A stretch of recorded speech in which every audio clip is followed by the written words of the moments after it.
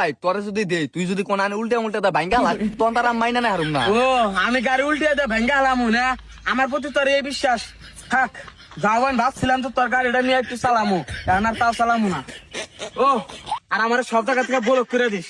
আরে খারাপ না কি আর খারামু, তোরা আমি বিশ্বাস করে কত কিছু দিছি, আর তুই আমারে বিশ্বাস করে 10টা মিনিটের নিকে তোর এই বাইকটা দেখালি না, মনে থাক করে। আরে হেনাই তুই বাইক দিমু আয়। তাহলে গাড়ি থেকে নাম। আচ্ছা বন্ধু তুই কি আসলে বাইক চালান হারোস? থাক তোর বাইক আর লাগবো না। আরে আগে পাগলা আজকে হুইনা যা। ক আচ্ছা বন্ধু সত্যি করে কছে তুই কি বাইক চালান হারোস? আমার কিন্তু বিশ্বাস হইতেছে না। বুঝছি তুই আমারে বিশ্বাস করা পারস না, আঙ্গা আব্বার তুই বিশ্বাস করস না। হ তোর বাপের বিশ্বাস করি। তাহলে বাইক হেনে তুই বাইক টাঙ্গা আব্বার বলে নু, আঙ্গা আব্বার কাছ থেকে শুনে আইস না আমি বাইক চালান পারি না না পারি। নো আব্বা বাইরে আছে কি হয়েছে? এই যে আমার বন্ধু, আমি যে বাইক চালান পারি এটা বিশ্বাস জানা তুমি কছে। বিশ্বাস যাবো কিভাবে করে?